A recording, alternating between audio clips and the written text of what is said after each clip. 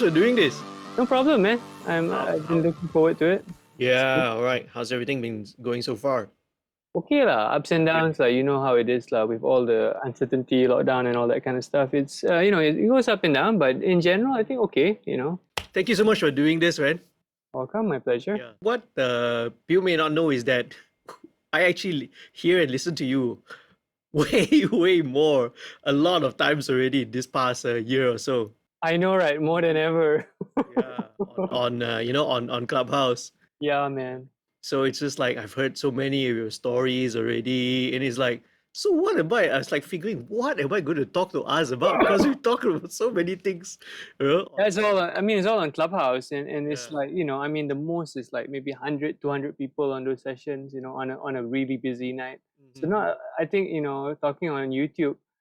Being on YouTube, like a lot of people haven't heard any of these things. It's a different audience. So we can talk about anything that you're curious about or anything that might be helpful for your audience. This comes from a more of a selfish point of view.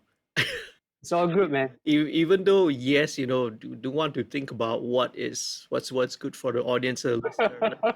I want to satisfy this, this selfish need and the selfish wants first, lah.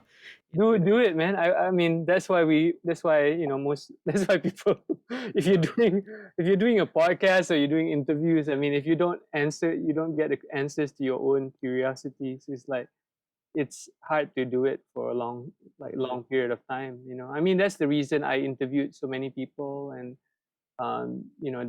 partly the reason even for me, like when I'm doing book reviews and stuff, I mean it's for me to document those things, and and also I know that it might be helpful for the right audience. I think there's nothing wrong with putting your selfish needs and selfish wants, because so many times we just hide behind this facade of like, oh, this is for the community or whatever, and it can be, but if you kind of, I don't like the idea of like burning a candle, I'm doing this for everyone else but myself, and it's not sustainable. And I always think being honest with what you want is a great way to keep what you're doing aligned, and it's actually more helpful because you're fulfilling what you're looking for as well. So anything you want, man. Nicely put. I mean, the main reason why I started, just doing these little chats and conversations and all that, it's basically because in our sort of day-to-day interaction, my day-to-day interaction with musicians, fellow engineers, fellow producers, artists and all that, it's always been in the confines of the recording session or the production session. For Malaysians, we always have these mama hangouts. Yeah. You want to chat sitting behind after the work is done. I miss all that, man. So I feel like this is sort of the opportunity for me to sort of reconnect with people who I've crossed paths with in the past. For example, you, or even maybe newer folks who I may have gotten to know along the way, and just take the opportunity to just sit down and shoot the shit and just chat about whatever, man. About absolutely anything, And if we pick up some nuggets of useful information on the way, so be it. That all the better. Yeah. Yeah. What you been up to, man, recently? I think most recently, to be really honest with you, like this year, since January, is just trying to figure out what I want to do next.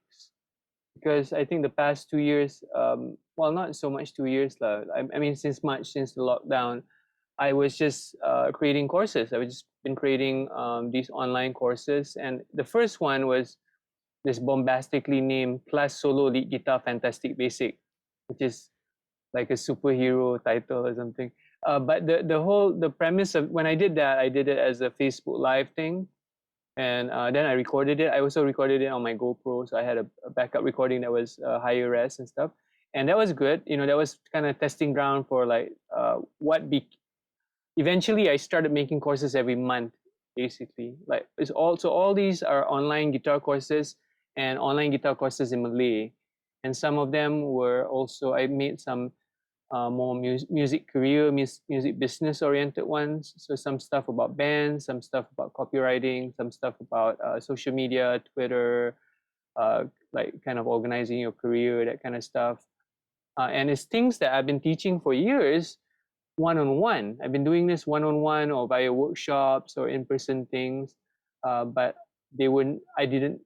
It was the first time I actually documented a lot of these things as video courses, so that people who might never meet me in person could actually invest in one of these courses and learn these things. And I think primarily the big vision for me at one point, I figured out that my big vision was for the courses was to basically give someone a Berklee experience without having to go to Berklee. Hey. That's the Yeah. premise. That's the premise. So like, Yeah. could you study as much as I can, like organize it, like all the information. The thing that you cannot get is the experience of being on campus, the experience of the community. In a way, you can't get that. It's not the same. Although I have my guitar club, which is like kind of building a guitar community kind of thing as well. But I mean, to be honest, nothing can beat like being in a place like when we were in ICOM, like being in an environment where you have all these music students and music geeks all in one place, or being in Boston in Berkeley. That's a real different environment. But otherwise, my guitar courses, and the thing was this is the thing that made the difference. It's basically guitar courses in Malay, because it's literally, not to say no one's done anything in Malay, but very few people, and definitely no one has done anything to the extent to the depth that I'm doing. And so I just wanted it to be available, because I think I get a lot of comments on my Facebook Live. When I do Facebook Live, people want to learn stuff, but they go to YouTube and it's all in English, and they have no clue what the guy is talking about. It's not that they can't understand it; it's a language Yeah. barrier. Exactly. Once you go out of KL, once you go out of Penang, once you go out of Klang Valley, like urban centers where people are used to speaking in English, and it's very comfortable. Um, they don't have access to the information. They have access to the internet, um, but even if they have the video, they don't understand the language. So it's a language barrier.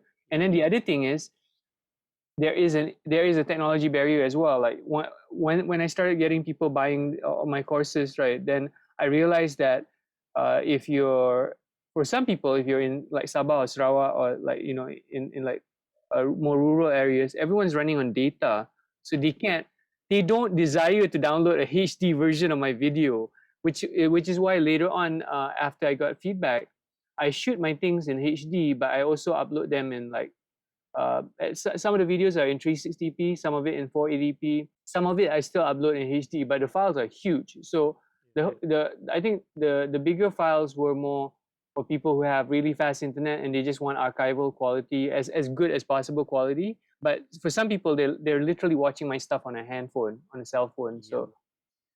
This is all the things I learned while doing that. But basically, I've been basically just making all these courses, a lot of it in Malay, and my whole business model has flipped to being all online pretty much, because I don't teach anyone in person anymore. And I think even when it opens up, to be honest, I'm not sure, because like with my dad, you see how many books there are here. Literally, dude, even if I wanted someone to come here, there's no space to sit anymore, because I think we just my dad shifted a bunch of the books to the living room. There's literally no space for someone to be here. So even if I wanted to teach someone here, there's no space. So there's that. And then other things. I do one-on-one Zoom sessions, consults. So like something like this. But it'll be like someone learning guitar, or someone learning how to launch their single, how to start going to the music industry. So I've done a lot more like music career coaching stuff and music career planning, and those kind of consultations. Which I really enjoy. So I've been doing that. So I mean, work-wise, that's been what I've been doing. I do some composing in between. I did the No Straight Roads thing, as a guest composer, writing for the video game, and I write my own music. I haven't written anything new. Well, recently I wrote one new song, but I haven't really written new music in a while. So But so yeah, it's just been mainly making courses. One of the months, dude, I made like 7 courses in a month. So it's like 7 hours of video. Um, the thing that made it faster is because I know what I'm teaching, so I could do it all live via Zoom, and then it's recorded for future students. But that was kind of crazy. Like, look back, like, well, it's like 7 releases in a month. Try to tell that to a pop artist trying to release a single. Like, oh yeah, you should release 7 things in a month. Langsung cannot promote. It's like completely not viable. But each course is an hour long, so that's more like 7 albums a month. Yeah, I know, right? Yeah, I know. I tell people like you should release 7 albums a month. I mean, one of my coaching clients, and also I mean he's also my guitar student, Adlan. He's been releasing a single a That's week. right. Yep. Dude, he's been releasing a single. He's been writing and releasing a single a week. He's on song number 42, and the thing is, right? That kind. I'm happy he's up for it. And then he just started a new thing, man. He started this thing called Hasta La Vista, which is a collaboration. He's a YouTube channel where he's doing a collaboration with his friends. So they try to write a song in an hour or something like that. So they get an idea, they record, they record everything. They get it done in an hour. So he has like 4 or 5 videos up on his YouTube channel. So I just gave him some tips on how to make better thumbnails and better descriptions, and like optimizing it for YouTube for this discoverability as well. So yeah, I mean, basically that. So there's kind of 2 sides to things. I teach the guitar stuff and I teach the music career / social media marketing stuff, and that's what's been keeping me busy lah, basically. That's awesome, man. Yeah, I think I bought from Adlan, his the first batch Yeah, he told me you of got it. He was so yeah, yeah. touched that you got it. Yeah, yeah. Yeah, man.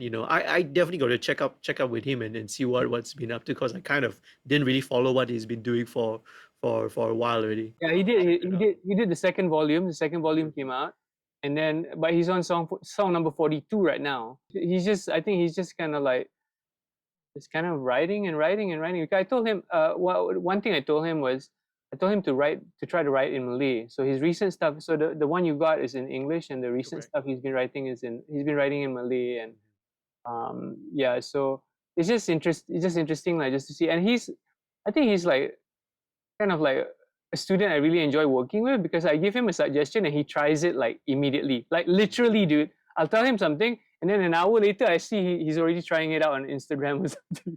Or I tell him the next day, I was like looking like, oh, he did it already, or he tried it out. The enthusiasm and energy is like priceless. Yeah, and I think that's really really cool, and it's very encouraging as well, um, because he's putting things into practice right Yeah. away. Yeah. It's because I think most of us, even myself included, whenever we learn something new, we kind of like digest it, we let it sit inside our head, and then other distractions come, and then we like, whatever the lessons, yeah, it doesn't get, embedded lah. Yeah, and I think because I told him, I said you have to do this first, and then after you do this, then I can tell you another thing. Which is, I mean, it's just the process of learning, lah. Like how can you fix a YouTube video to make it better? You can't do it until you shoot your first YouTube video. You have to shoot a video, and then you have to be consistent, and then after you're consistent, then you improve the quality of the work. And then a lot of times we worry about the things we don't need to worry first. We worry out of sequence, and that's something because I've just been binging on like YouTube, how to make YouTube video kind of content, and like lessons and tips and things like that. And a lot of times we just worry out of sequence. It's just like, okay, if you haven't written your first song,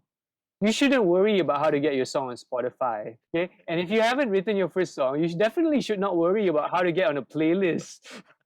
Or so but it's just like, you have to start writing songs, and then Yeah. you write more songs, and then you're like, oh, I think this song is worth investing 3,000, 5,000, 8,000, 10,000 ringgit of my money, or like trying to get, actually asking for a Cendana grant or something to Yeah. to make this, and this will be the song that I want to make a music video. But people like write, I get messages, man, on my Facebook, and then they say like, oh, I'm writing song, I want to get on radio. I say, how many songs have you written? 3 songs. It's just like, probably don't try to rush to get it on radio. You need to write more songs first. But Yeah. the thing is, media, social media and television has made us believe of this instant success.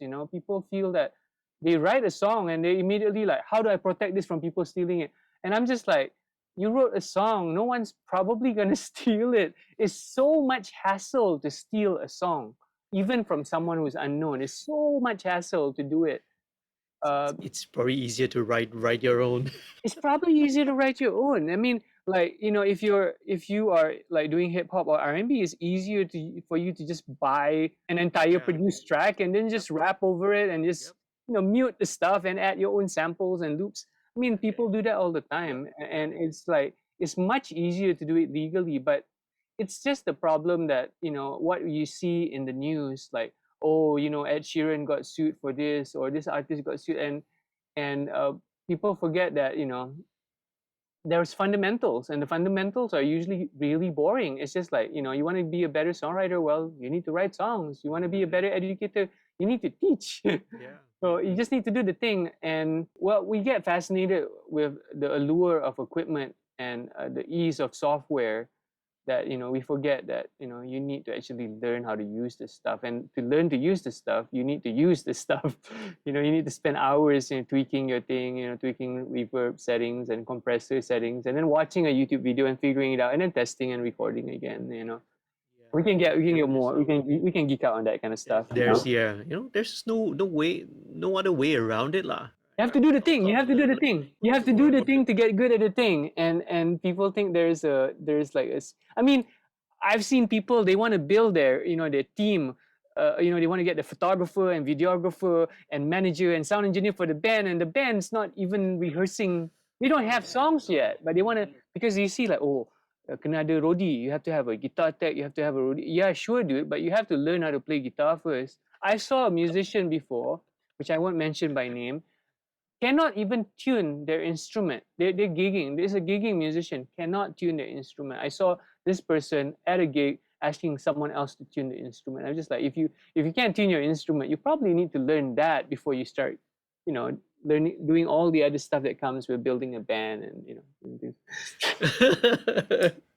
It's really a true story. That's a true story. Well, to play devil's advocate in his defense, well, maybe he could afford to hire this person to tech it. No. This was asking a friend. If you can hire a tech, then that's different. But this one really like couldn't tune it. Like literally couldn't tune it.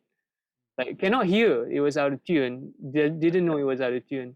And I've seen this more than once, man. I've seen this like many times. It's just, but it's hard lah, because a lot of people are just learning stuff from YouTube, and they're learning things out of sequence, because how information education is being presented on YouTube is presented in a way to get you to click on it and to watch it. It's clickbait, and it's like it's drawn. It draws you in with controversy. It draws you in because of the clickbait. It draws you in because of what is current. But if you want to master something, you want to be good at something, the sequence is so important. But people don't know the sequence because you can find anything, but you don't know what to find. Everything's kind of piled onto your table, all this information, and obviously, as you mentioned, with algorithms and all that, whatever gets the most attention is the one that rises to the top lah. And I know, right? Like everyone should tune 432. Yeah. Then it becomes the whatever trending topic of the day or something like that. Yeah. Fun time. Fun times, man. Yeah. That's a lot of to unpack there, and I hats off to you lah. I mean, it's when I see the amount of work that you've put into your courses, your eBooks, this is like, it's like, it's like, oh, this is intimidating, it's like I gotta up my game as well, Dude, you make so many videos, dude. You're producing so much, and you have your projects. I think, but that's the thing though. Anyone, and this is a loaded statement to make, but I really believe in it. The people who don't need help are the ones most likely to seek help. The ones who have imposter syndrome usually are the ones that have some kind of their stuff kind of together. And the ones that are not worried, the ones that have so much confidence, they're the ones that really need to study and like work on their craft and spend time on this stuff. Almost everyone I've met that has the imposter syndrome or insecurities, like, am I doing this fast enough? Is my career progressing? They're usually doing fine, usually.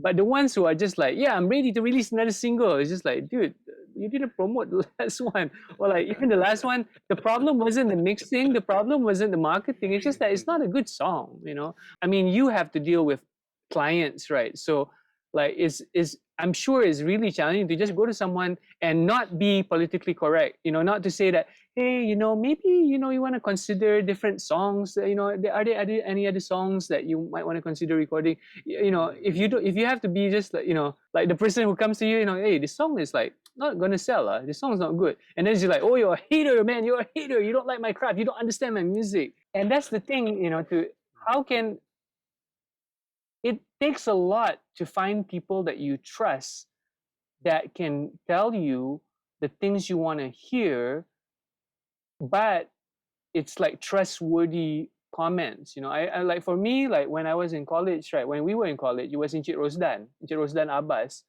He's the person who will tell me that you need to do this thing now because it will be embarrassing. It will be not the right thing for you to do if you did this other thing, for example. Yep, I'll give you a really honest example. He told me when I was in college that I cannot mess up my set when I'm performing because I was already gigging outside. I was already performing with my dad. I started performing very early on because my first gig was actually when I was 8 or 9, performing at Auditorium DPKL reading poetry in Malay, Baca Sajak, my dad's poem. Yep. So I was used to performing on stage.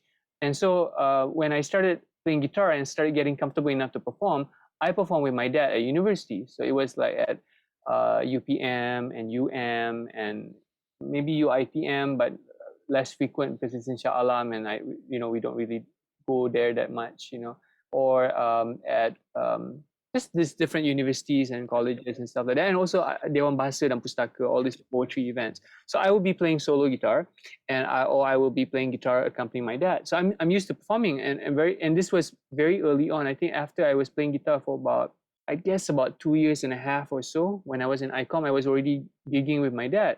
And so Jerusalem just said, you have to get your stuff together because you're already performing. And it's funny because it's not funny. It was actually quite like a lot for me to take because I don't handle criticism that well. I'm like an only child, so I'm like a sensitive only child. I think the joke is, I feel it was the sensitive, the strawberry generation, is it? That they call. Do you know the term? Have you heard of that? Snowflake. Snowflake's the American one, but strawberry is I think the Chinese community one. Strawberry, anything also you're bruised. So I feel like I feel like I'm probably like one generation earlier, but I'm like a strawberry or like a snowflake. So I have a hard time handling criticism. But in Rosdan, he told me a bunch of things that I needed to hear. That even if I disagreed at that time, because I was just 18 or 19, very very young. And same thing when I was in Berklee as well. Another professor of mine, Tim Miller, he told me, he asked me whether I recorded myself. And I told him, yeah, I said I recorded myself. But then because he was just trying to figure out like, why did I sound bad on certain things? Like I didn't get the right sound or the right feel. And even though I did say I recorded, which is true, I didn't record to the extent that is required. If you want to be a performer, I didn't record as much as I needed to be recorded and listen to as detailed as I needed to.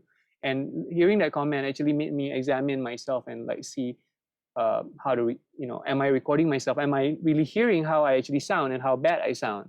And so I think the hardest challenge as when you're a musician, when you're starting out, is trying to find those people that actually have valid criticism and valid feedback that you can trust, that they're not doing it because they hate you, they're not doing it to bring you down.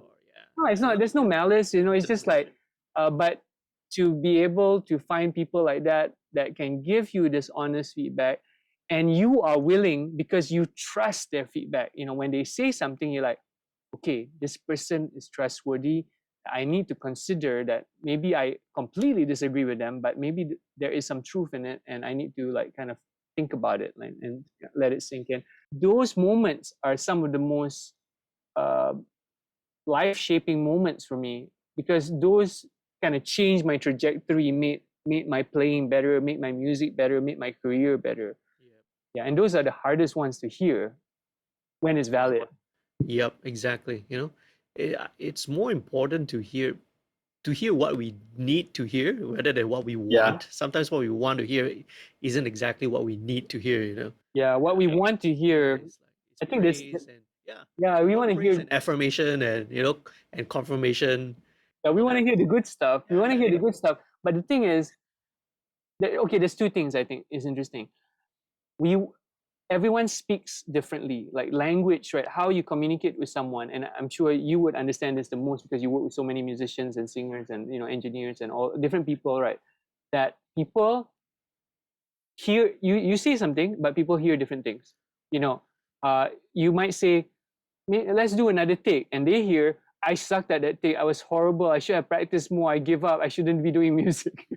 All you said is, let's do another take, and they hear all these things, and I catch myself hearing these things. Someone might say, I have to say no to this, and it's just like, and for me, like, wow, maybe I shouldn't be doing this anymore. Or like, you take the rejection personal as kind of a flaw on your skills or your character, when it maybe all it means is, let's just do another take, because that was kind of okay, but I think we can get another night a better take.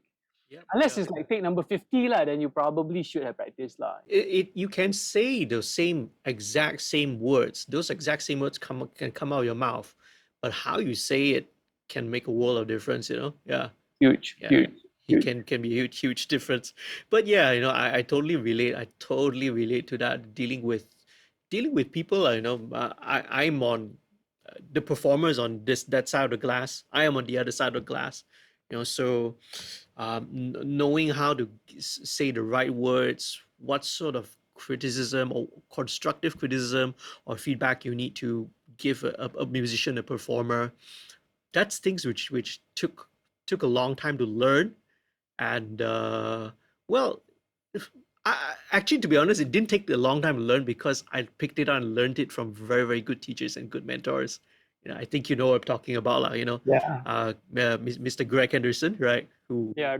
Who both you and I learned under.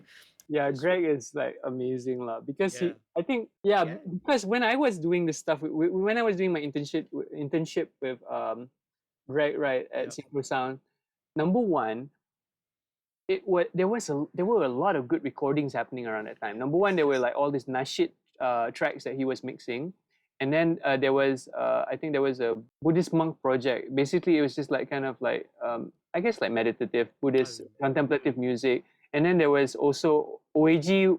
He was mixing acoustic, and that whole era of OAG and Malay. And he did the mixes that didn't get used, but for Butterfingers, for Selamat Tinggal Dunia. But he was mixing those tracks. And then there was also Cyclone, which is the other thing that Estranged, which from Estranged did, right? So there I was, and this is all in like 3 months. I heard Nashid.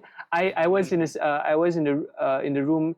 Hilary Ng was tracking some solos, I think, for Cyclone's album. I think it was for Cyclone's album. So I met Hilary from there, and then there was one Mamak session. Like, no, we went to SS2. Like, it wasn't really Mamak. Like, it was like more like SS2 with Jamie. First time I met Jamie Wilson and Greg, because they're really good friends. Like, so I met Jamie there, and also like Ruhil Amani did a project where I got to mix my first track for an actual real project, because Greg let me mix that track.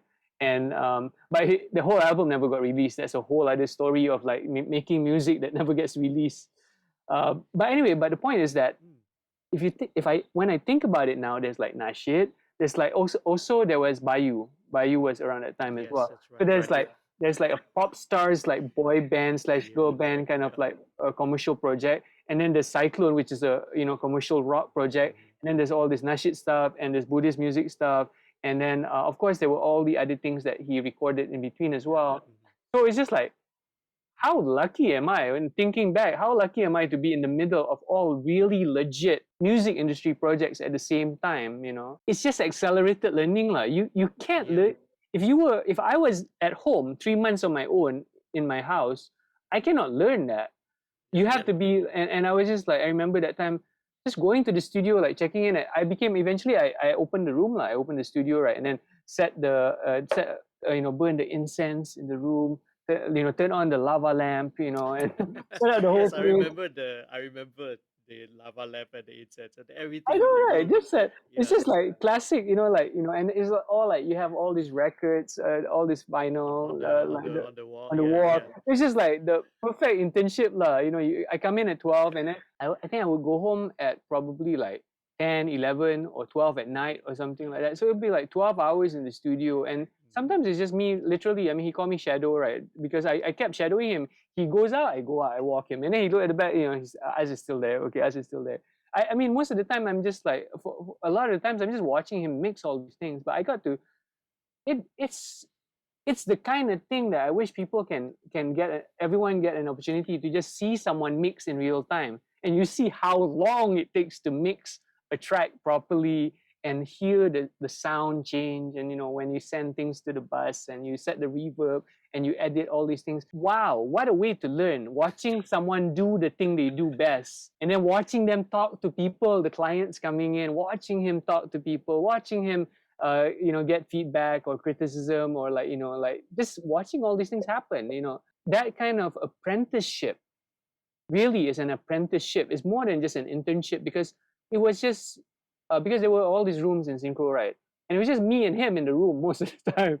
So I was just like watching every single thing he does Yeah.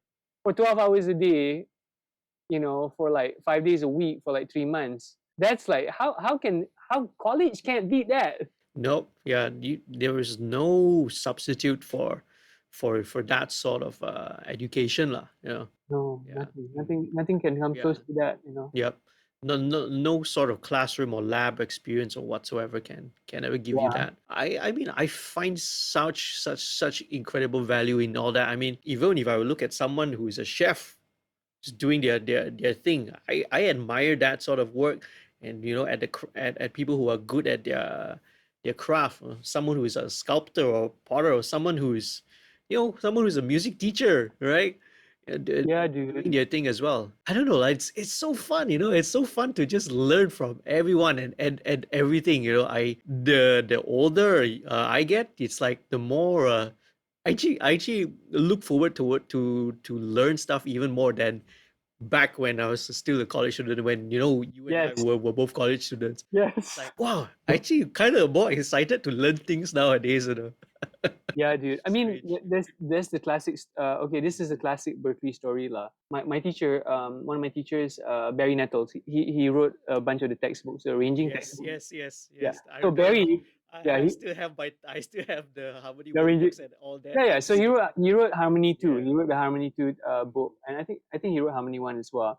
So Barry, because I know he wrote the Harmony books, right? I made it a point. So my first semester, I studied with Barry in Berkeley because I knew he was the guy who wrote the textbook. So I wanted to study with him. And Barry said that I remember this because I thought it was just such an important lesson. He said the best way to learn from Berkeley is actually to take 1 year at Berkeley, take 1 year off, and just work, and then come back 1 year, and then work 1 year, and then 1 year, and then so it'll take you like 8 years to finish Berkeley, or longer. It'll take you 8 to 10 years to finish college, but it would actually probably benefit you more, because every time you go out and work, you're gonna figure out what you need to learn. So you go back, and some people actually, apparently Bill Frisell did this. Bill Frisell, he came back I think like many years later, he came back and he was a student. So people were just like, oh, Bill Frisell's a student right now or something.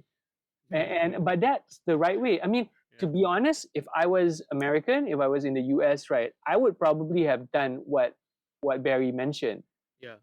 Just like come in for a year, try to work for a year or two, and then come back and do another year. But can you actually do that?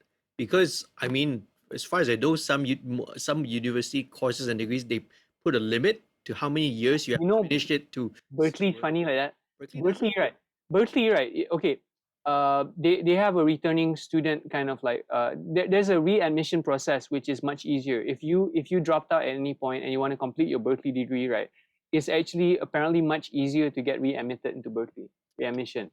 I don't know. Yeah, I don't know what's the actual process, but I know that, okay, for example, if I wanted to go back to Berkeley to study additional courses, it would not be that difficult to get it. Of course, as an international student, you have all the stuff with the visa and the admissions, and to prove you have actually money to complete it.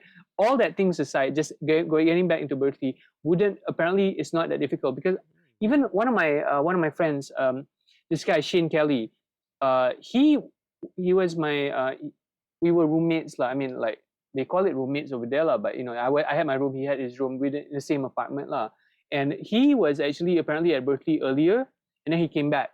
And I met a few other people as well that were in Berklee a few years earlier, and then they came back. And one guy actually, he completed his Berklee degree. He came back to do synthesis. I think he did music synthesis before. When he first time he was in Berklee, I think he did composition or something, and he came back to do synthesis.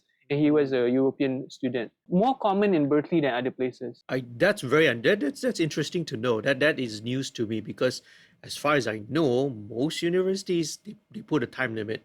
There is a cap. Most universities, you're expected to finish your degree. And you know what's the other thing? This is a very American thing, by the way. I only noticed it in the US.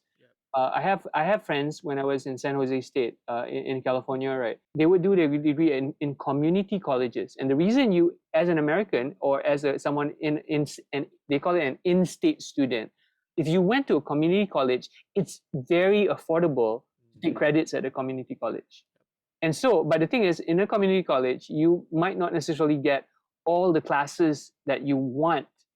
And so I've met people at that time, I met people who took like 5-8 years to complete the degree. And they were already working. I mean, they started the degree when they're fresh out of high school, but they took them a very long time to finish the degree because they were kind of working, but it was affordable for them to do that.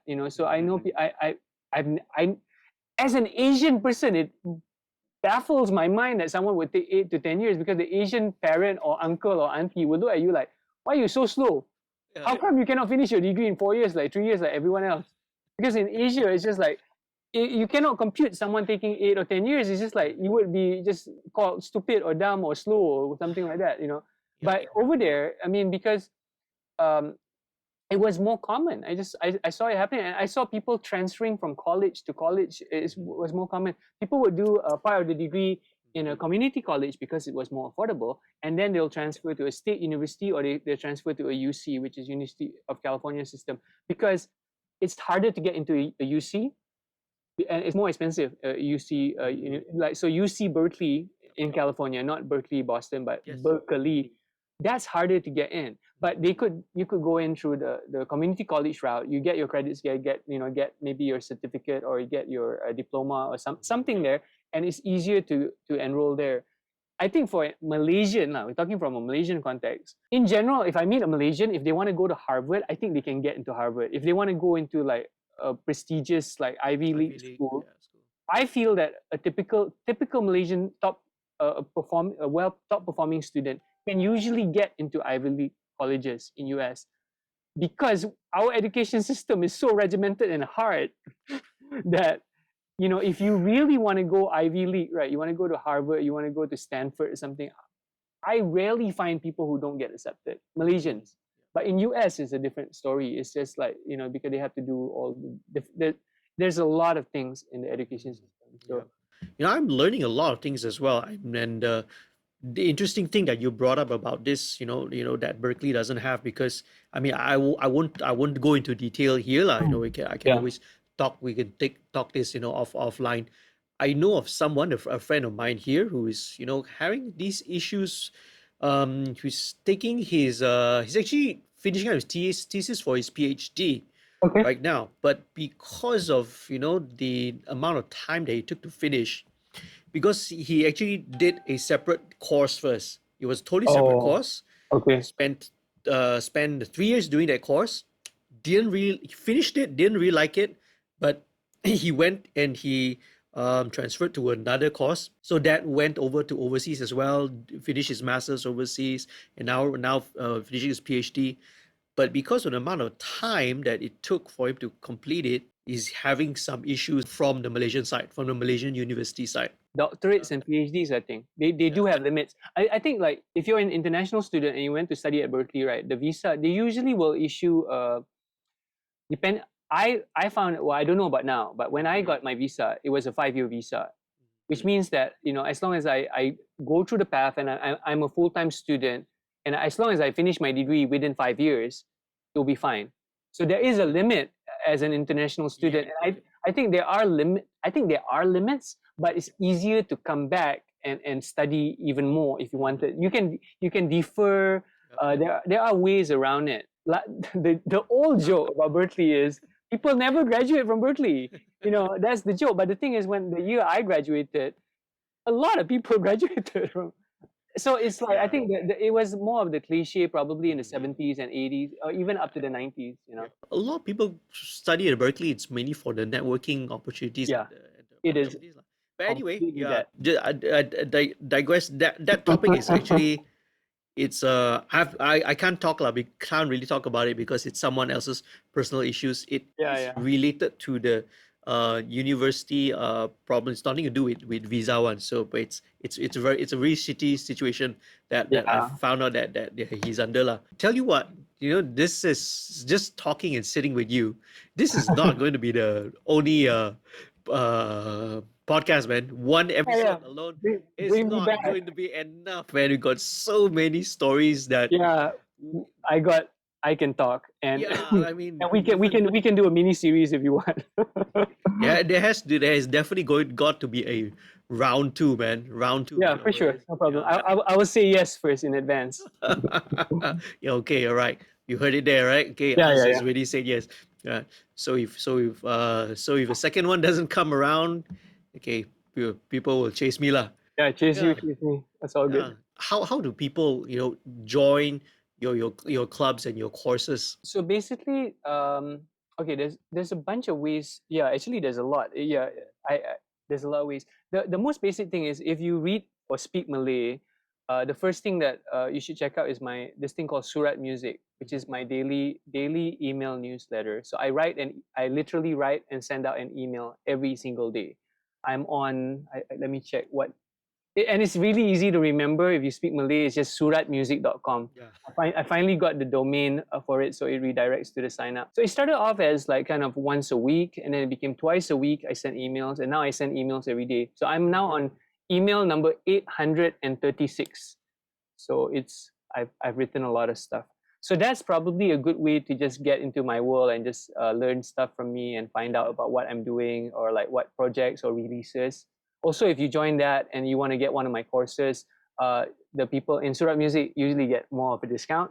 So that's an incentive for anyone who is like curious about what I'm up to and also want to buy it at a discounted price as well.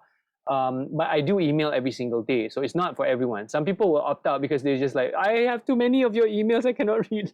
Yeah, so it is every single day. So that's number one.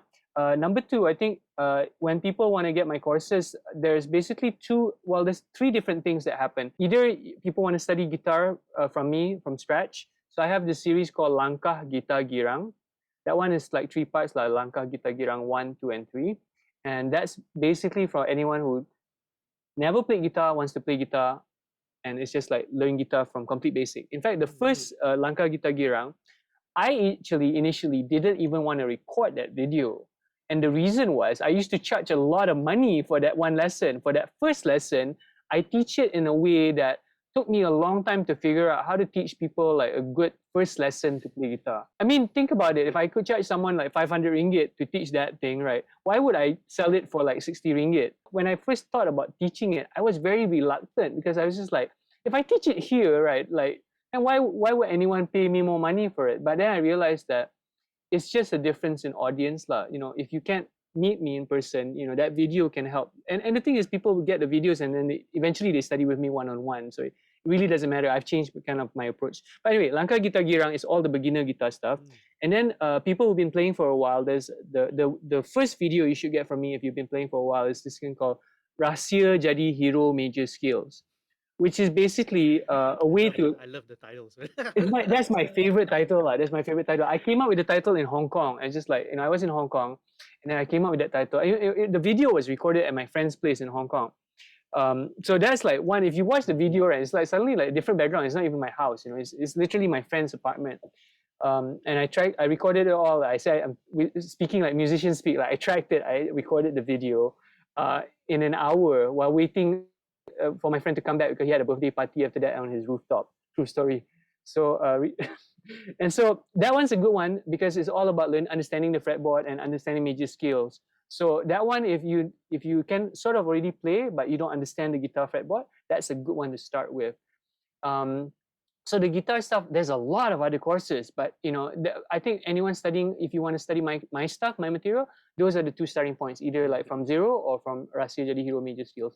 That being said, dude, some people after they study Rahsia Jadi Hero Major Skill, they actually go back to Langkah Gitar Girang because they just want to understand how I organize the material. So I've gotten people that they just buy, even though they've been playing for years, they just want to know how I think about it. So they buy the first three anyway, even though they can already do it, just to understand the thinking.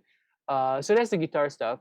And then the other one is when people, once people get into my world and you like how I teach and it makes a lot of sense, then there's Club Guitar Az Samad.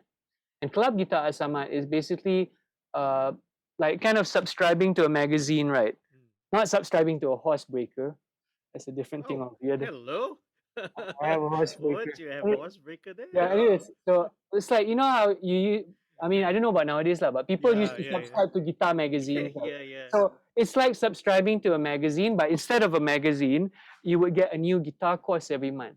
So you subscribe and you get a new guitar course, you get a Zoom session with me. I call it Mastermind Music A to Z, which is a Zoom hang. You get to hang out with me and ask questions, and you get the video as well. And then you get a bonus. Usually it's another course or another Zoom hang.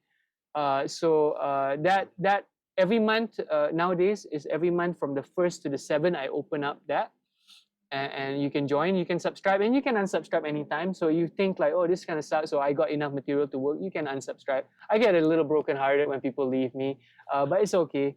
So now, right now there's I think 22 people are 20. I think 20. Yeah, 22 people are in Club Guitar Az Samad right now, and it goes up and down. I think when I started out, I had probably like 6 or 8 or 10 people or something. So it goes up and down, but been running it for a year, and now it's April. 4 plus 1, 2, 3, 7, a year and 7 months. So it's been a while. The guitar club has been running for a year and 7 months. So that's all the guitar stuff. I also have guitar lessons in English, and those are less frequent. My earlier stuff was all in English, but I have like some courses about guitar chords and improvisation, and I have a thing with Mike's Masterclasses, which is an American website, mikesmasterclasses.com.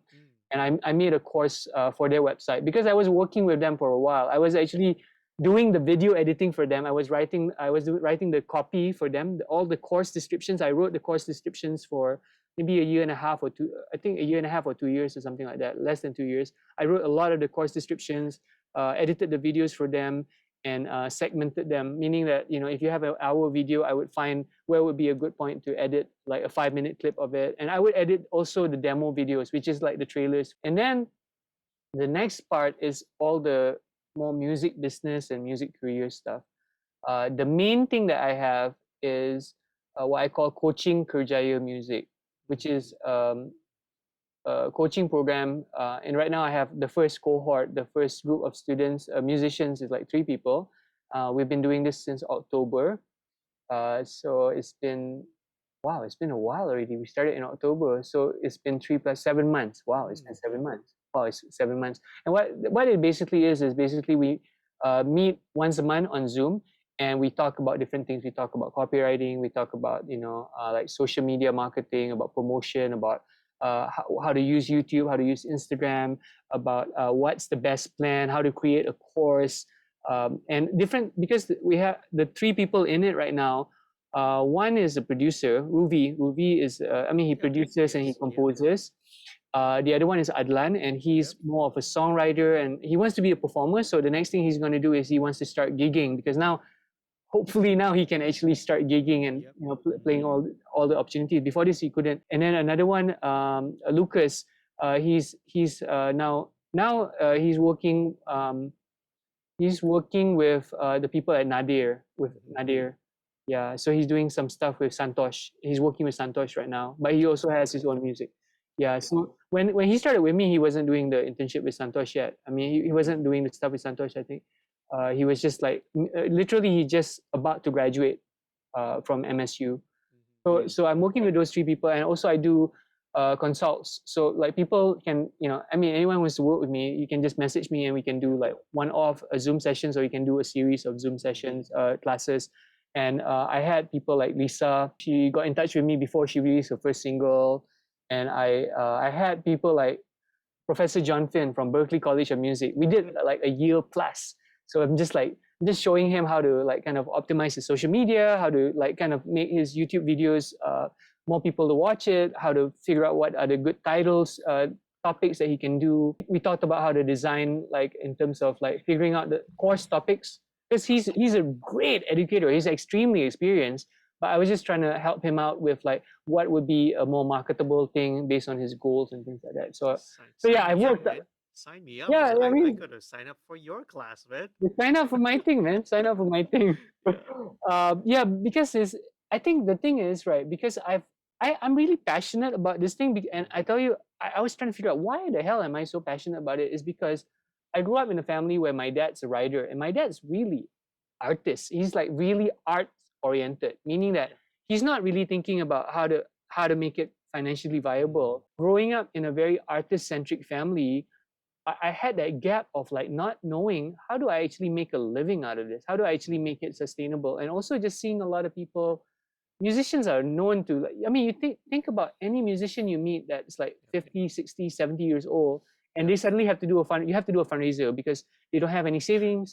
The business broke down, fall apart. Or like a pop artist that was famous in the 20s, 30s, and 40s, and they became a drug addict, or they open a restaurant and then they have zero money, zero savings.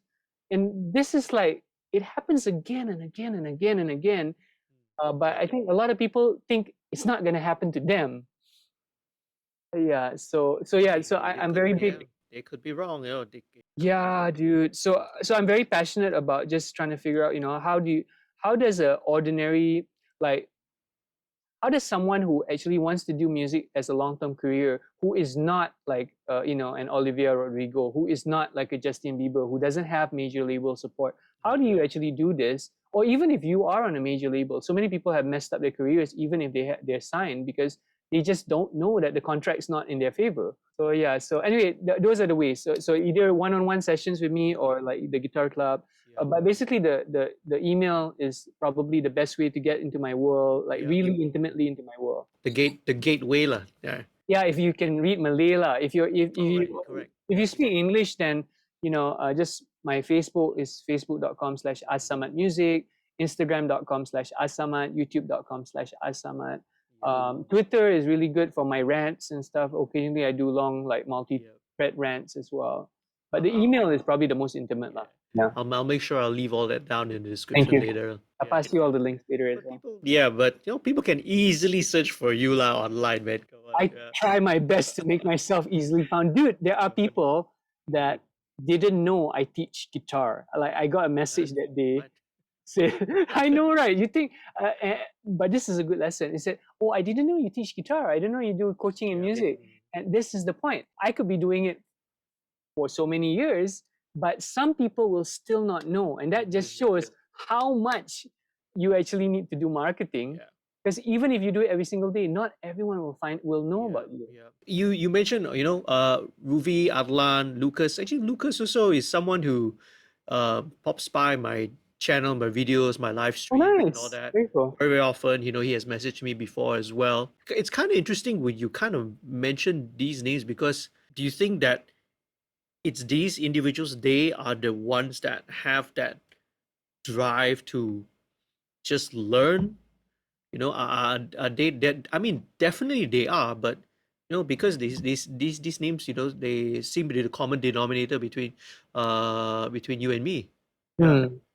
I think okay, the first cohort was by invitation. I invited them to join this thing, and the reason was they had already invested in my earlier courses, because I did Strategi Bina Kerjaya Music, which is, I think, the first one that was kind of career oriented, and then I did Strategi Bina Kerjaya Music 2. All three of them had already studied with me via those like one-off or like like two-part things, and because they were already interested in those. They had got, like, even Ruvi's not even like primarily a guitar player. He's bought my guitar course. And I think this is one thing that can be sensitive for some people, but like the music industry is such a rough industry to be in, like meaning that it's in a way it's not, the cards are not like in your favor if you look at it purely objectively. And the biggest advantage a musician can have is that you really want to do it. Like Yep. there's an internal fire or internal drive. That is something that, if I find that people who have that tend to seek out for knowledge, seek out for information, seek out opportunities, and look out for things. And because if your eyes are open, I mean, it's the what's the thing? What's that concept? If you're looking for something, you see it more. I forgot what's the thing. Yeah. Yeah, I forgot the name of the concept, but basically, if you want to look, if you're looking out something, things come to your way. It's not really law of attraction. It's somewhat law of attraction, Yeah. kind of like law of attraction, but it's also, yeah, I forgot the term. But basically, they're looking out for stuff, Yeah. and because they're looking out for stuff, you tend to find it a lot more. Mm. Because I mean, I remember like probably 7-8 years ago, there was a musician who just graduated from a college or university overseas. I say I'm trying to make it like less obvious, but this person, I remember talking to me saying that, you know, the Malaysian music industry is this and this and this and doesn't have this and needs this. And I think this person felt like they're gonna be the one to bring this to in the industry. And I told this person, I said, actually, these things are already here, you know, but you probably haven't seen it. Because Yeah. there's always the attraction of like thinking like major labels have not thought of this, you know, or like the indie scene here is not thinking big enough. This genre hasn't been done. And the thing is, like, you're probably not looking high enough, because actually probably it has been done. Yeah. Or if people are not doing it, it's probably because it's not viable. Yeah. Or it's not the it's I mean, it can be done, but it's just very difficult, you know. Yeah, So it may not have had the same degree of success when you may have seen it wherever you were studying, or yeah, if you were in a Western more developed country, US or in the Europe, because of a different market. different Different market. markets. Could be social, cultural, Yeah, there's so economic many things. reasons. Yeah, there's some things that you just cannot take those. You can't take those You can take those examples, case studies, and you just blanket apply it back here in Malaysia locally. Not necessarily. Yeah. You have to always tweak, and you always have to adapt to whatever the local situation is. Yeah. So the answer to your question, right, to really summarize it, is I think every time I've met someone who is like very self-determined, they usually have a higher potential for success. And I think that as a educator or as a teacher, as a coach or whatever, I think the thing that I had the hardest time to learn is to let go of the expectation. So meaning that sometimes I will see someone who has a high potential, but also I think if you've been teaching for a long time, you can see high potential and high burnout probability as well. Because they are so enthusiastic, there's a chance they might burn out before they peak. And I actually have had some students that I told them, I said, you are so talented, you are so into music, you are so passionate about this. I said, my only worry for you, my only concern, and it's like, who's to say, like, you can argue, is this a self-fulfilling prophecy? It's not. It's like, it's a real pattern, it's a real thing. I said, my only concern is that there's a chance that if you go with this kind of intensity for a long period of time, that you might burn out. And it's not that I'm saying you will burn out, I'm just saying that this happens to a lot of people. It happens to a lot of people. They're so enthusiastic, and then after that, they work in an ad agency, or they quit music, or they take 2 years off. I've seen enough people that go through that, and I can see the burnout going to happen. I can see, based on the passion, right, that there's a chance of that burnout, of that you get kind of disillusion, or like you give up because things don't move as fast as they want to. And the thing about building a music career is, it's usually not as fast as you want to, but it's usually faster than you expect if you put in the right work, and if the stars align and everything works.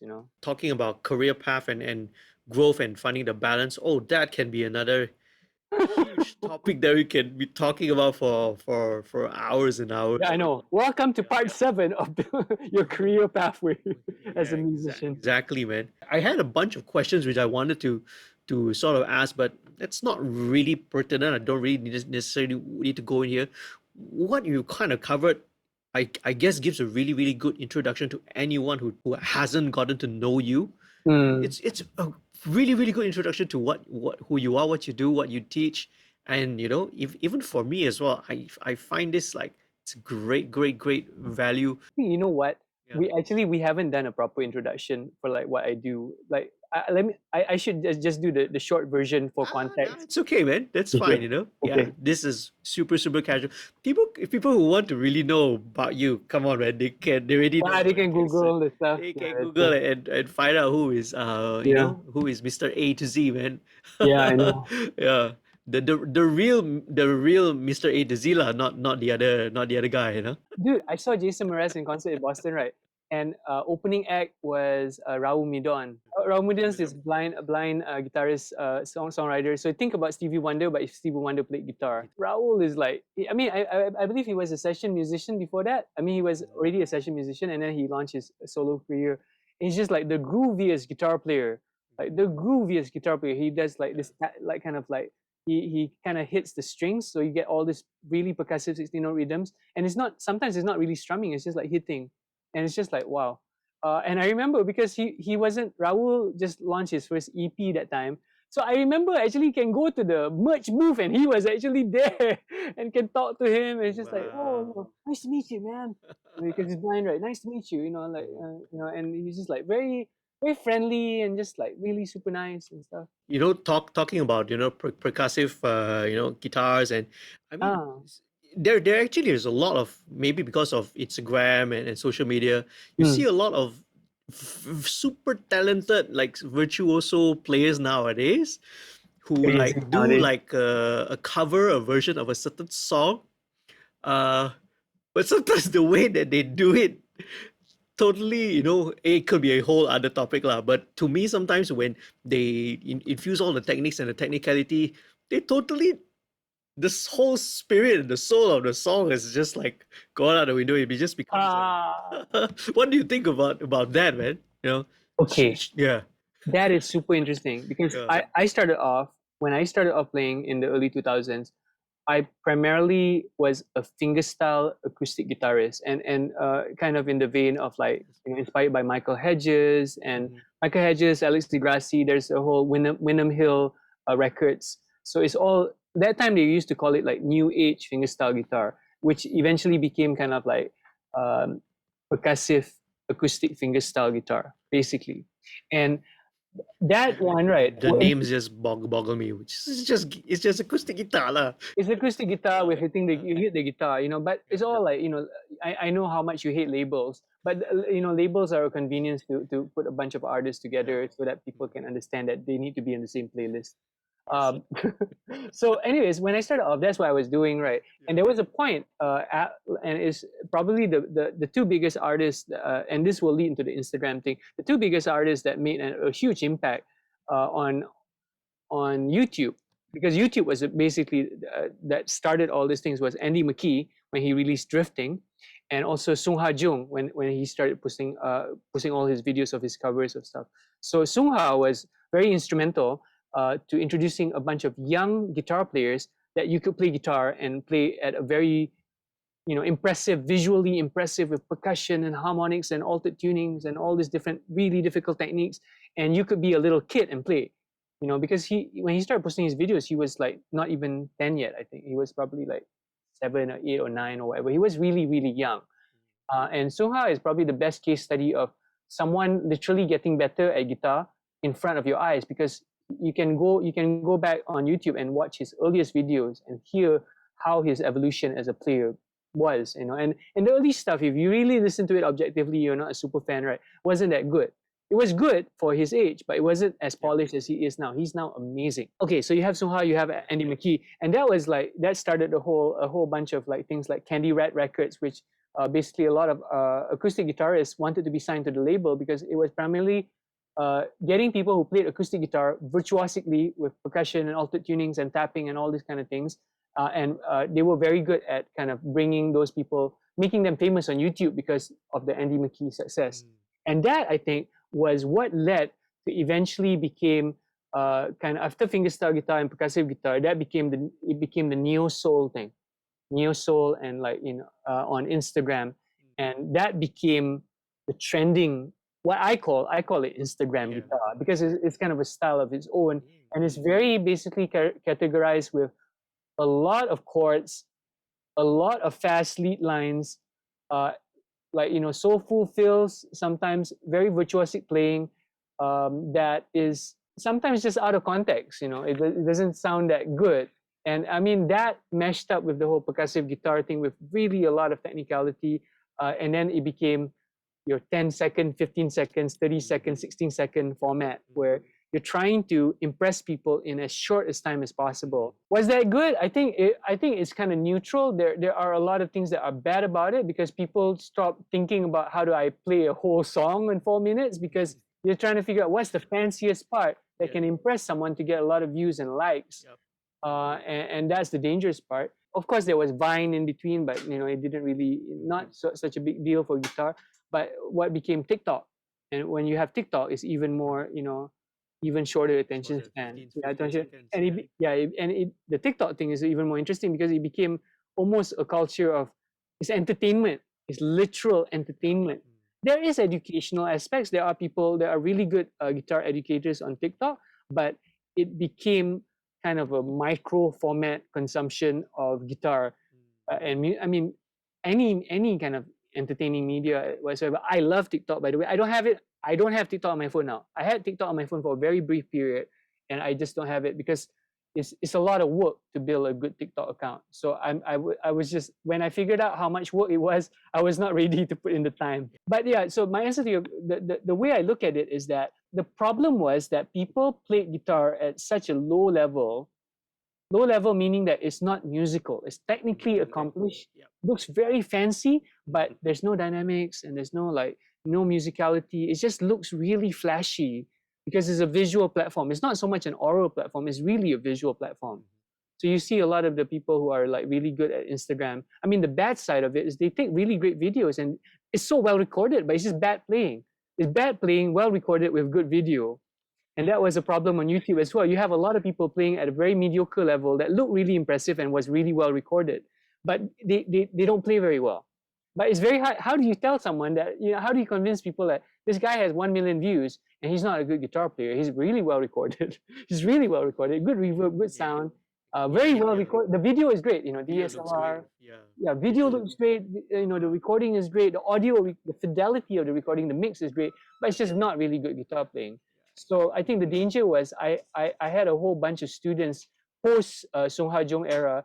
They all want to play, but they don't know how hard it is to get to that level of playing. Because you see people, the people who can actually get success on YouTube and Instagram and TikTok, they know the work needed. But for someone watching casually, they have no idea the amount of work to create a 15-second clip that goes viral. It's a lot of work. Adela, it's a generational thing. To me, it's just a change of medium. That's all it is. I mean, previously it was vinyl, right? You had records, and then from records you had radio. I mean, you had radio, records, and then you had like CDs and cassettes, and before that like 8-track, whatever. You had all these. Then you had music videos on MTV. So I think the medium that you put your art on determines the duration of the art and the format the art is expressed. Because music videos became such a big thing because MTV was around, and then it was a way to get people to be really interested. And I believe there is a point when music videos cease to become the best investment a band could make, because it's so saturated. And I think there is a point. Remember when the lyric video thing?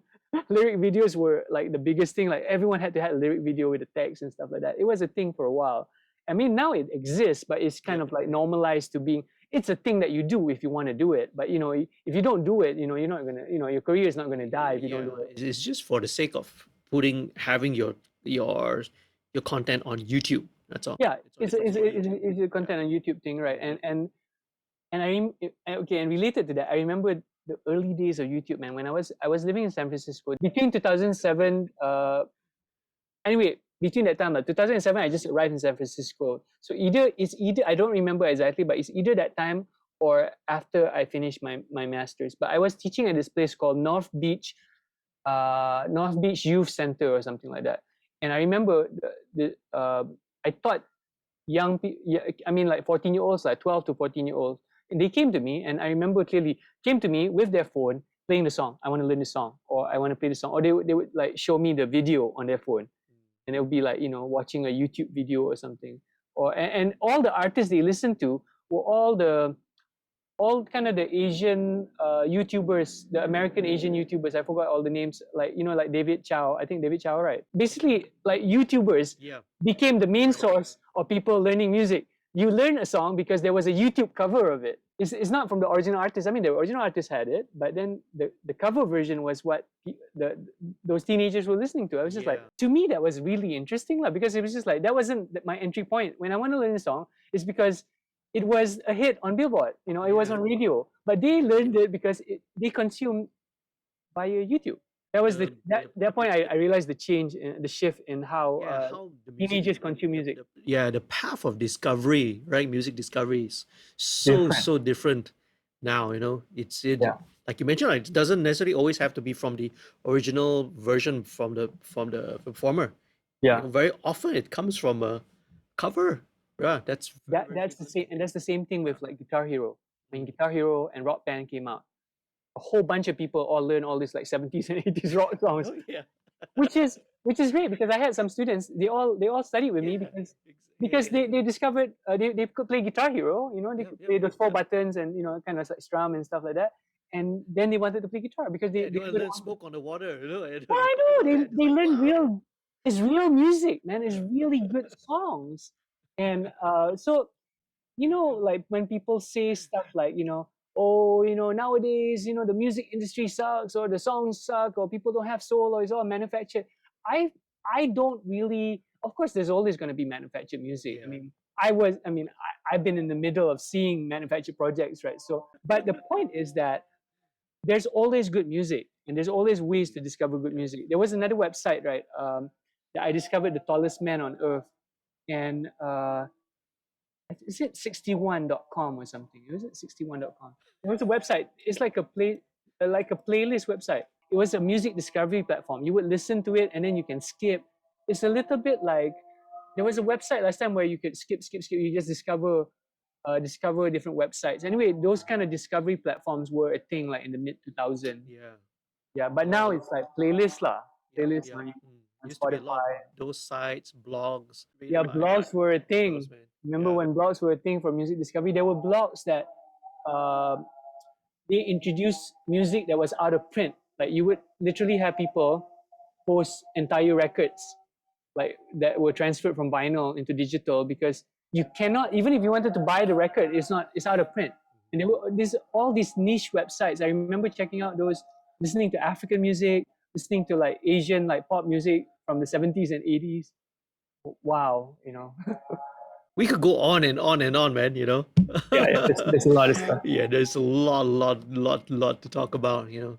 Maybe it's a good time we can wrap this first edition up. Yeah, sounds good. When I say first edition, that means there's going to be a second one. Yeah, the website was called the 61. That was the website. 61. Okay, the 61. Right. I don't know whether you ever heard of it, but it went offline in 2017. But okay, so it's not there. It started in 2008. 2008. They got funding, from Creative Commons and stuff like that. But I found out so many artists from there. I had my music on it as well. Okay, right. Well, we can chat a little bit more after this. After we wrap this up. We can chat off cam. Then people are like, "Oh, we want to hear you guys." That next time, next episode. Yeah, next time, man. Yeah. So once again, people who can follow you, look for you at all your social medias. Yeah. Look for Az Samad at Instagram. Yeah. Facebook. All the same, right? Okay. Az Samad, right? The only ones that's different is like Facebook is Az Samad Music. But Instagram is Az Samad, and Instagram, YouTube, Twitter is all Az Samad. And the other one I forgot to mention that might be interesting for if anyone's listening and you don't read Malay, azsamadlessons.com.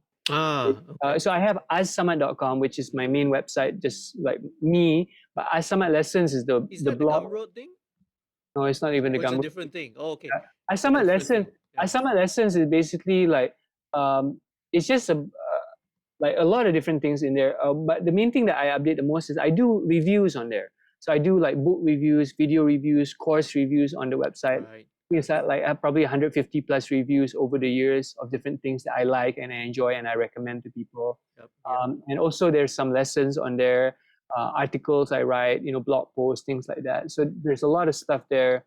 But I think people curious about what kind of courses or books I recommend or I'm checking out. That's a good site to just like kind of binge read, see what I'm consuming media wise. Nice, nice. So there's all social media. There's the Surat Music newsletter. Yeah. There's all the courses, right? Yeah. There's the club as well. Yeah. So many ways, right? So many platforms. Okay. Yeah, there's a lot of ways. I mean, I'm really, really motivated, so it's like I gotta keep up, man, with the stuff that you're doing, man.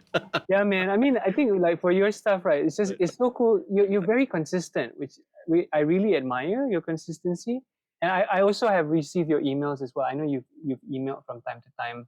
Oh, okay, yeah. Yeah. It's a monthly. I just do it every month. That's all. Yeah. I know I receive your emails as well. Yeah. So yeah, your stuff is great, man. I mean, you're doing such a good service for people because you are really organized, and for someone who is looking for organized like knowledge in your field, I think it's just such a blessing for people that you are documenting all this and sharing man. your experience. Yeah, I mean, thanks, man. I mean, likewise, I